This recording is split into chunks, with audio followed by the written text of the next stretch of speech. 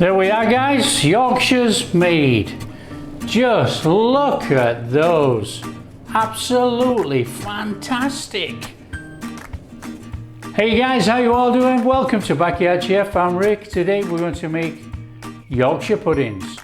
Now, Yorkshire puddings have been around for more than 200 years. But being from Yorkshire, I will show you how to make the best Yorkshire puddings. So this is going to start with beating some eggs, so let's show you how to do this. Okay guys, for the ingredients for this recipe is very simple. You know, you can scale it down or up. It's simple. Okay, we've got 8 eggs. We've got some flour, some salt and pepper, a little bit of water and some milk. That's it. Now all we need to do is add our flour to the bowl.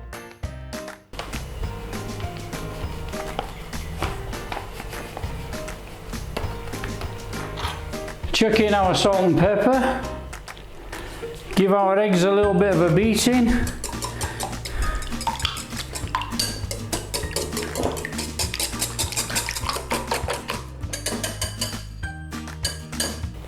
And all we're going to do is add our egg mixture to our flour. So what we're going to do, guys, we're just going to give this a little bit of a mix in.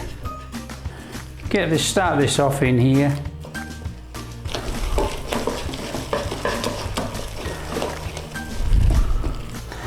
And then we're going to go in with our milk.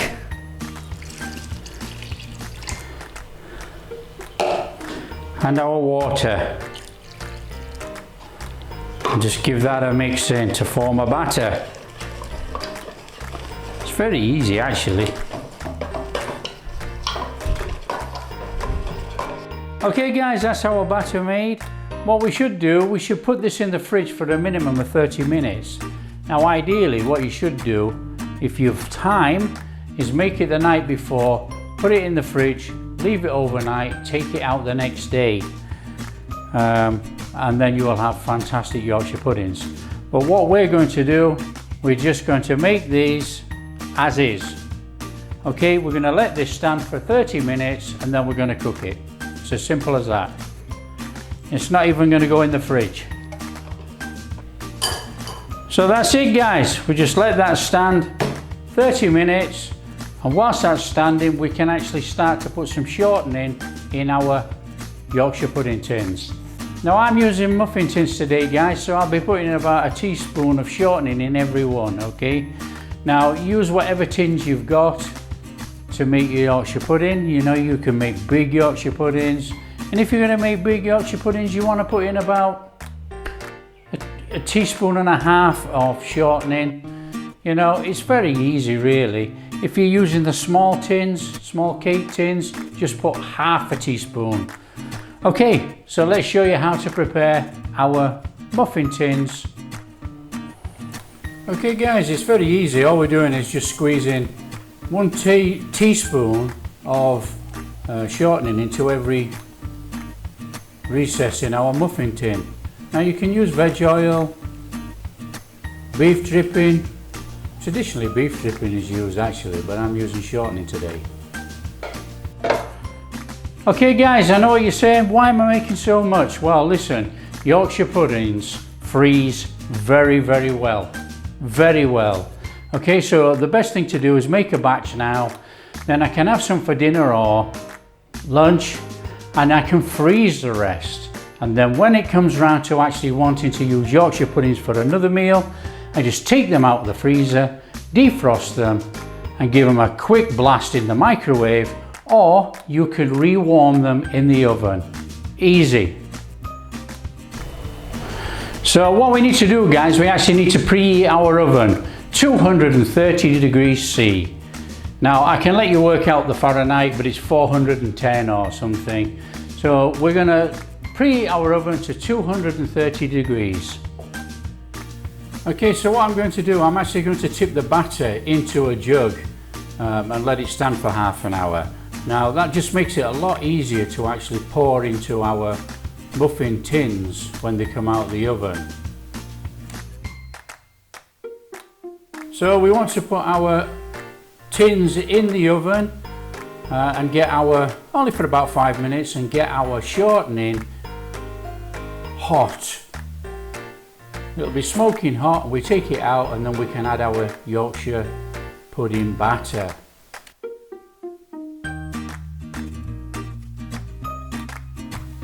So what we need to do is just give our batter one last stir before we add it to our muffin tins.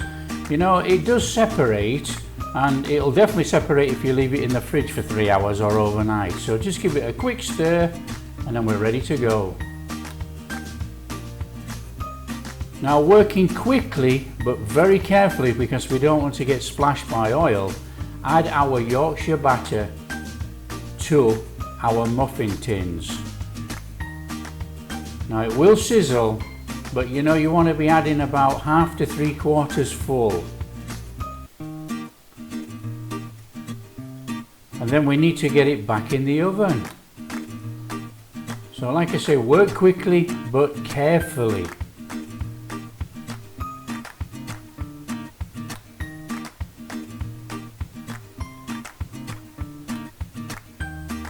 So back in the oven, I'm going to cook these for about 23 minutes.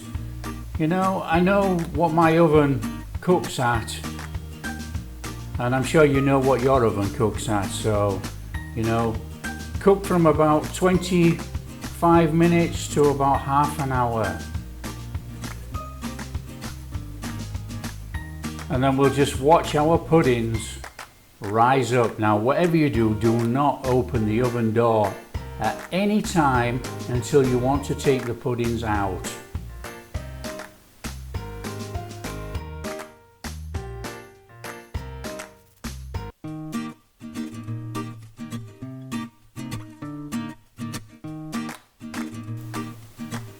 They look absolutely fantastic.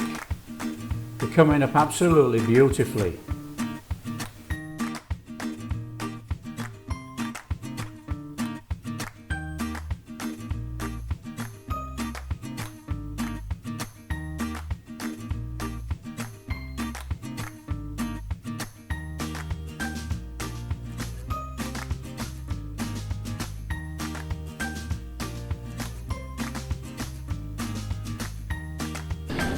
There we are, guys, Yorkshire's made. Just look at those, absolutely fantastic.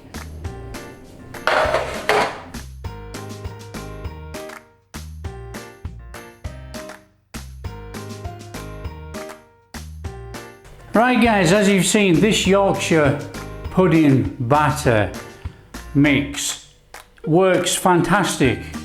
And this only rested for 30 minutes on the kitchen side before cooking it.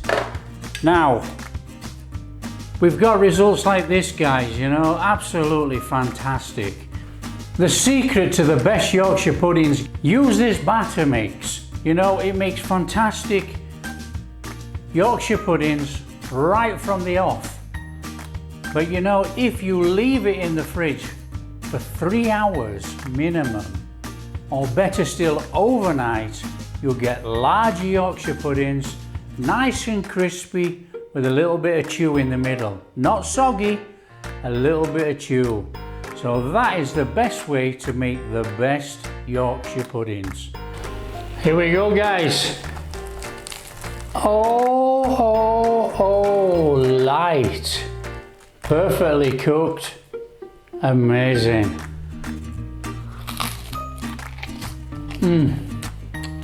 Crunchy top.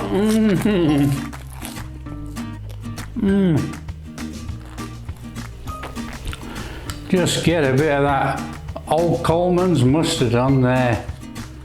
Oh man.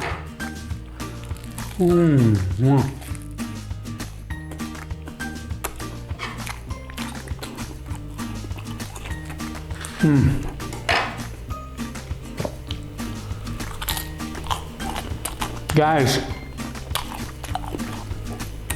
if you like what we're doing and you'd like to subscribe, that'd be amazing.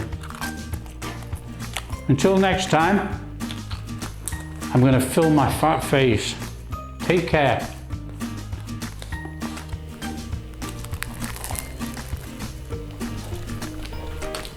Oh,